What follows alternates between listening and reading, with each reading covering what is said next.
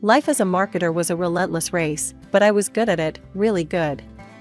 My name's Lucy, and by the time I hit 33, I had nailed down almost everything I'd set my sights on, including buying my own place. Only a couple of payments left and the apartment would officially be mine. No time for slowing down, though, not even for romance. That is, until I bumped into Jack. Jack was one of those rare guys who seemed to have popped right out of some dreamy fiction, where chivalry wasn't dead. We met at a local coffee shop, both of us reaching for the last blueberry muffin. He let me have it, but not without securing my number as a trade-off. Smart guy. From then on, it was like a fast-forward montage from a movie. Dates flowed into weekends away, and gifts started appearing on my doorstep, nothing extravagant, but always thoughtful. He had this knack for remembering things I mentioned in passing, my favorite author, that I loved tulips over roses, or how I preferred my coffee. It wasn't long before I was head over heels. And his attachment to his mom? I admired it. He'd call her every day, made sure she had everything she needed.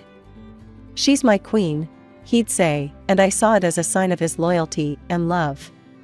A guy who treated his mom like royalty was bound to treat his wife like a queen, right?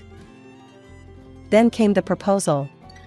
It was nothing fancy, just us, in our favorite little park. The ring was perfect, simple and elegant, just like I always wanted. I said yes, without skipping a beat. But when we started talking about where we'd live, that's when things got a bit sticky.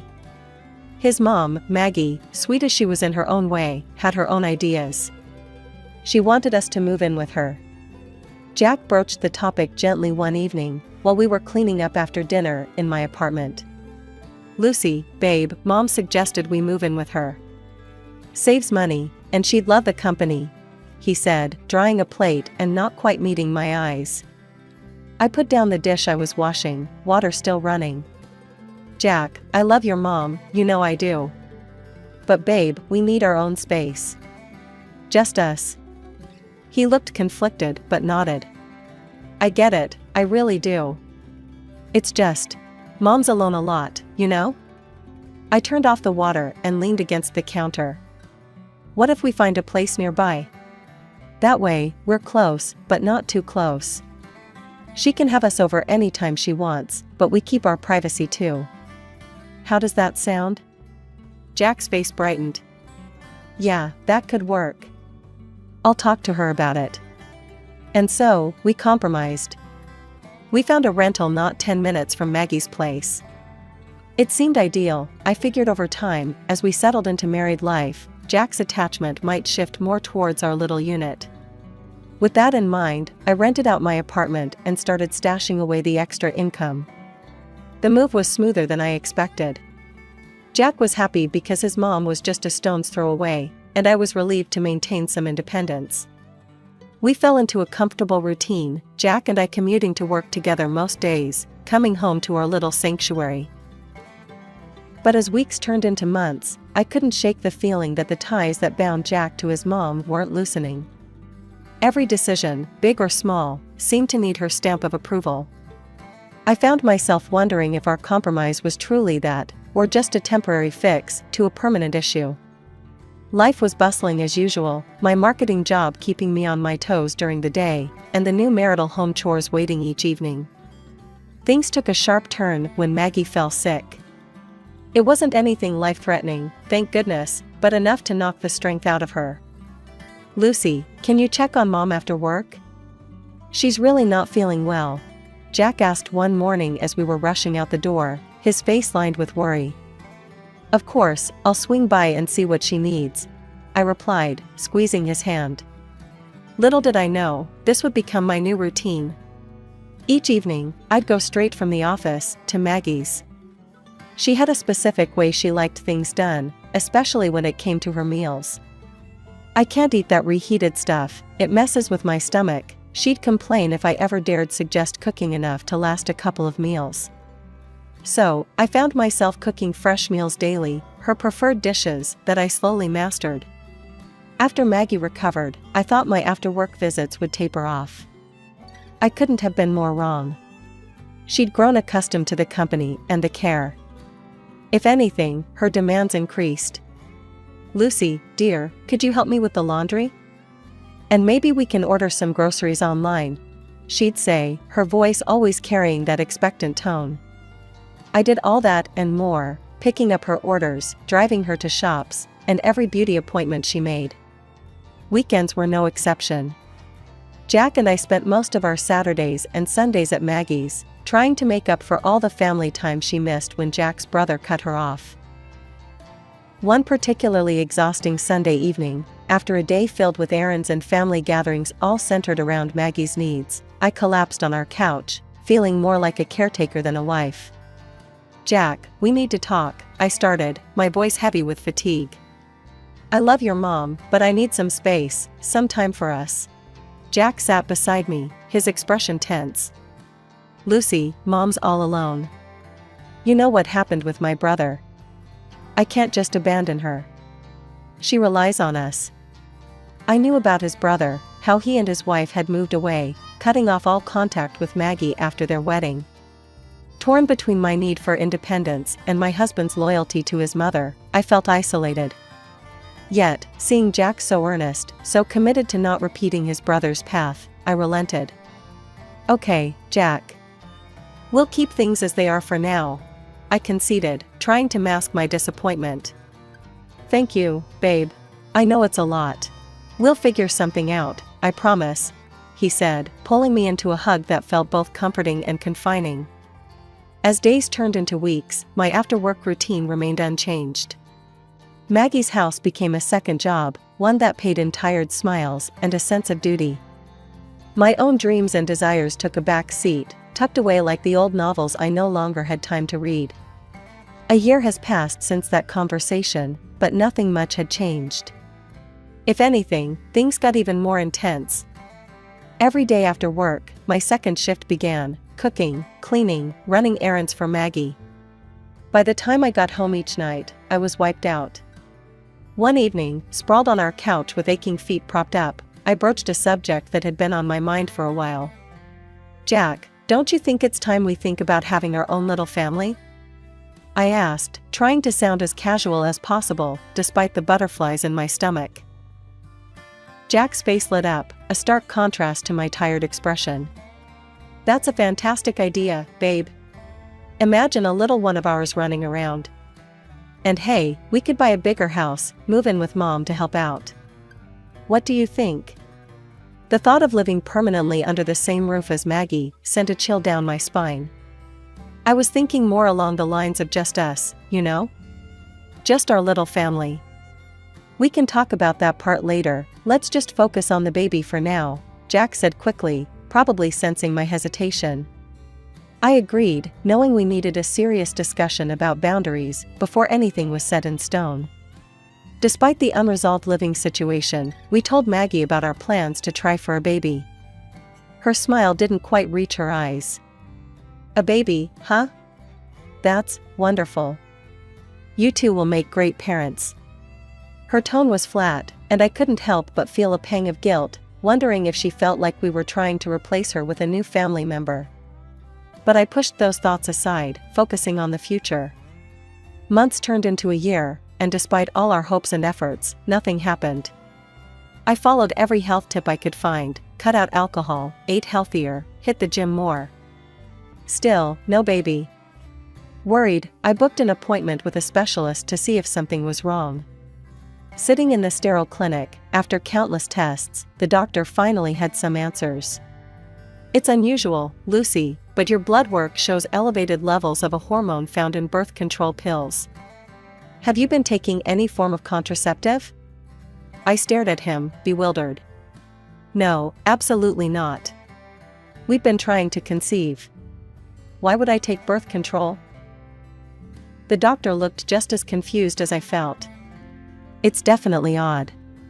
If you're sure about not taking any contraceptives, this shouldn't be happening.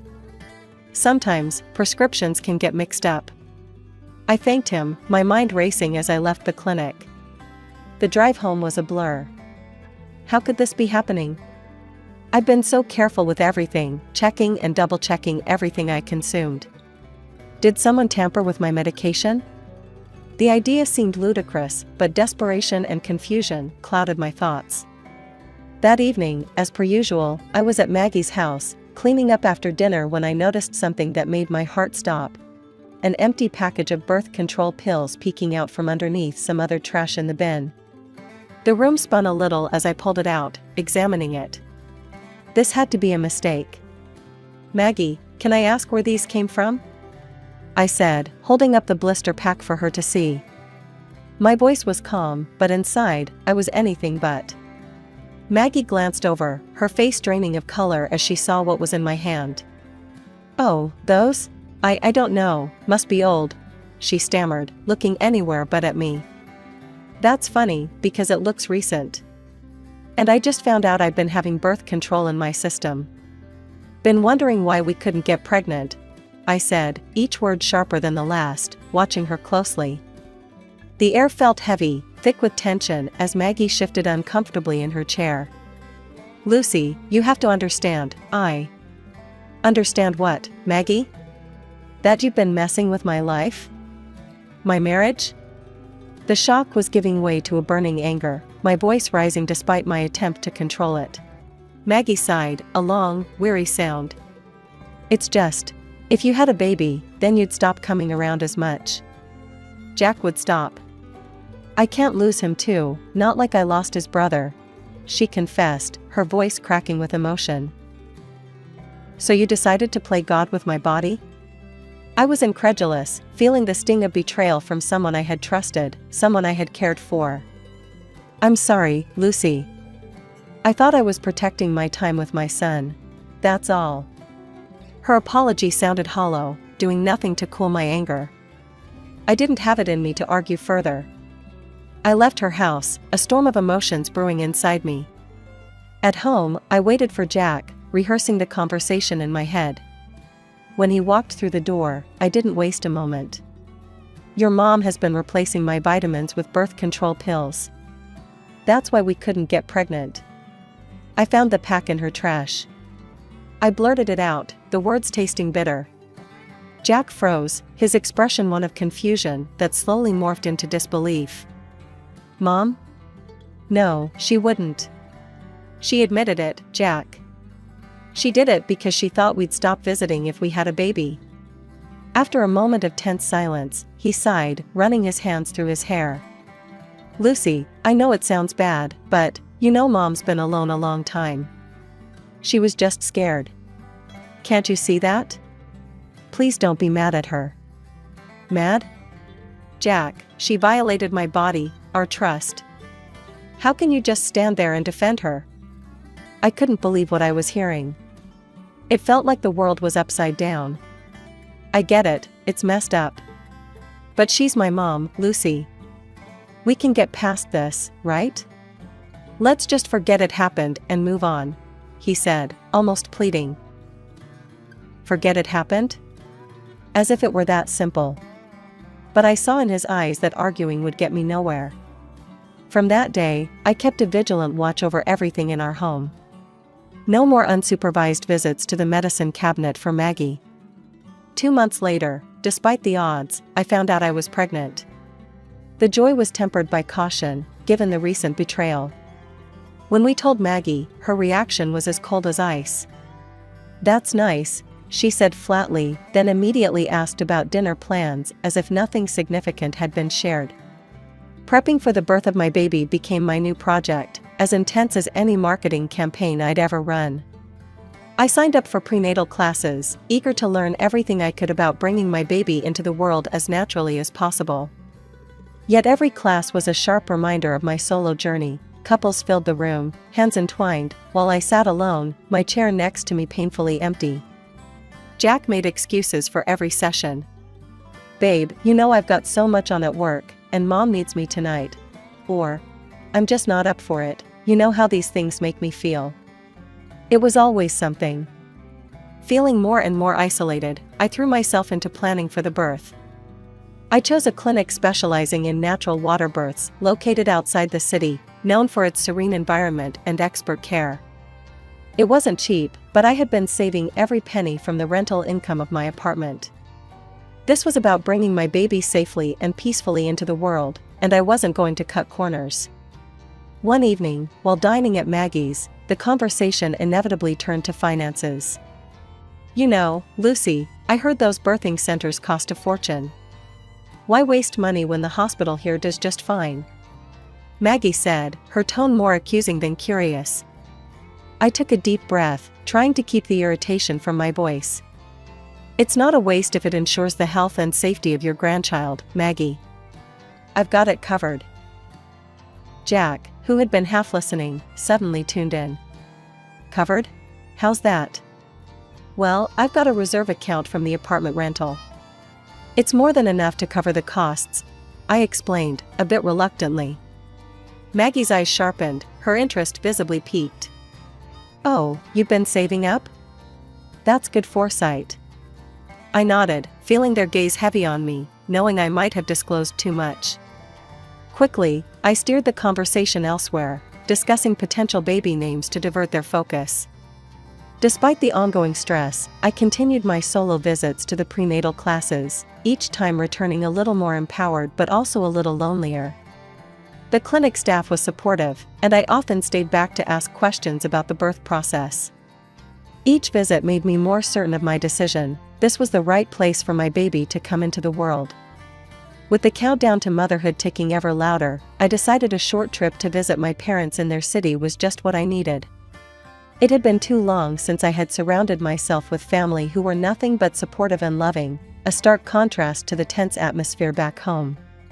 My heart felt lighter as I caught up with old school friends and spent precious moments with my grandmother, promising her that my son would bear the name of my late grandfather. But barely a day into my visit, my phone buzzed with a call from Jack, his voice edged with urgency. "Lucy, you need to come back. Now." Panic surged through me. "What's happened? Is everything okay?" "Just come back, okay? It's important," he pressed, hanging up before I could probe further. Worried and confused, I packed up and headed back, my mind racing with possibilities of what could demand such an abrupt end to my visit. As I opened the front door of our home, the sight that greeted me sucked the air right out of my lungs. The house was a disaster zone: empty bottles, pizza boxes strewn across the floor, sticky stains marking the tiles. It looked like the aftermath of a wild party. Jack, smelling of booze and barely standing straight, waved a hand dismissively at the mess. I threw a bash to celebrate the baby coming. "Clean this up, will ya? I can't stand the mess." I stared at him, disbelief and anger swirling inside me. "You called me back for this? To clean up your party? Why couldn't you handle it?" He shrugged, a sloppy grin on his face. "Come on, Lucy. Don't be like that. It was a party for our kid." "A party that I wasn't even here for," I snapped back, my energy draining just thinking about the cleanup ahead. With a heavy heart, I started cleaning. Jack had already stumbled to our room, leaving me to deal with the chaos alone. The physical strain of bending, lifting, and scrubbing was immense, especially being so far along in my pregnancy. By the time I finished, my body ached, and I felt contractions starting, a sharp reminder that the baby was almost here. The next morning, labor kicked in full force. Alone and scared, I called a taxi to take me to the clinic. Jack, barely awake and nursing a hangover, mumbled something about meeting me there later. At the clinic, surrounded by medical staff, but devoid of the emotional support I so desperately needed, I gave birth to a beautiful baby boy. The pain of labor paled in comparison to the ache in my heart from doing it without Jack by my side.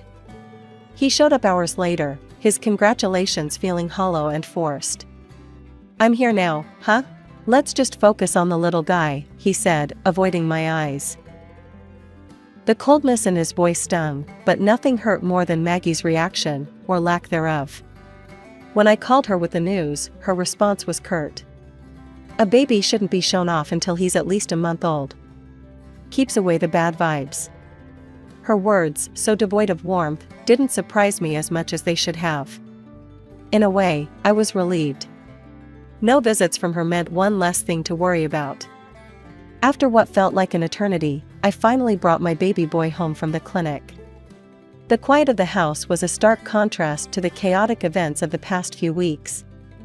Despite the calm, an undercurrent of tension lingered, especially with Jack's nonchalant revelation that his mother had taken off on a vacation. A few days into adjusting to motherhood, I received the clinic bill. My heart sank when I saw the balance due, $5,000 more than what the insurance covered. Confident about my financial backup, I logged into my account to transfer the funds, only to find the balance shockingly low. Way below what should have been over $50,000. Panic set in, my breaths quick and shallow. Dialing Jack with trembling hands, I braced for his explanation. "Jack, there's hardly any money left in the reserve account." "What happened?" His reply was casual, dismissive almost. "Oh, yeah, Mom needed some cash for her vacation. You know, to unwind and all." "Jack, are you telling me you gave our savings, over $40,000, to your mother?" "It's our son's future, Jack." "How could you?"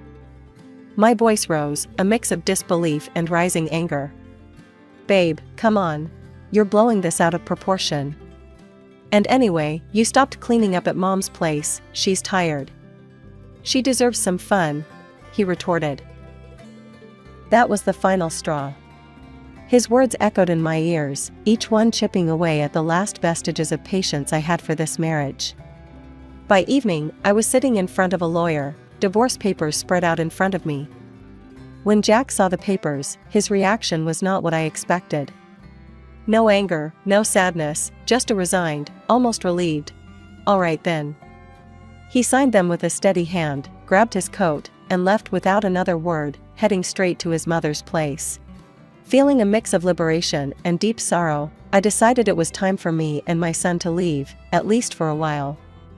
We went to my parents' house, where I was greeted with warm hugs and soothing words, a stark contrast to the coldness of my now strained marriage. "Lucy, you need to talk to Jack's brother," my dad suggested one evening. He went through something similar with Maggie. Hesitant but curious, I reached out to Jack's estranged brother. The conversation that unfolded was eye-opening. He told me about how Maggie had tried to control his wife's inheritance, how it tore their marriage apart until he chose his wife over his mother. Maggie had cut all ties with him in retaliation. "Lucy, she won't change. I learned that the hard way. You've got to look out for yourself and your kid," he advised, his voice heavy with the weight of experience. Hanging up, I felt a mix of emotions swirling inside me. Jack had chosen his mother over our family, just as his brother warned might happen. The realization was painful but clear. The final straw had been pulled, the last line crossed. I stood in the police station, a mix of resolve and nervous energy swirling through me as I detailed everything to the officer on duty. My voice was steady, though my hands trembled slightly. My husband transferred money from my account without my knowledge, and I believe he forged my signature to do it. Over the following weeks, a full investigation unfolded. It revealed not only had Jack forged my signature, but he had also given his mother access to the funds. The evidence was undeniable, and eventually, both were charged. In court, Jack's face was unreadable as the judge handed down their sentences. Both received suspended sentences for their crimes. Jack was also ordered to pay alimony for our son, ensuring at least some financial stability for our future. I reached out to the family of Jack's brother, driven by the conversation I had with him. They welcomed me with open arms. It turned out they were nothing like the monsters Maggie had painted them to be. Their warmth and acceptance were a soothing balm to the wounds left by my former in-laws.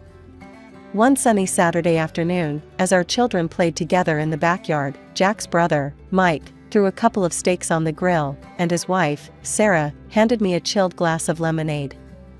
"Lucy, we're just glad you reached out. Mom, she can spin quite the tale," Mike said, flipping the steaks with a practiced flick of his wrist. Watching Danny laugh as he chased after his cousins, a sense of peace settled over me. "Thank you, both. It means the world to us to have family like you." As the kids tumbled around, their laughter filling the air, Mike leaned over and said in a conspiratorial tone, "You know, Mom always did like to be the center of the universe. But around here, it's just simple family life. No drama." Exactly what we need, I responded, smiling at the simple truth in his words. Our gatherings became a regular thing, our children bonding as cousins do, forming connections that promised to last a lifetime. The holidays were particularly full of joy, the kids' excitement contagious, making each moment a bit brighter.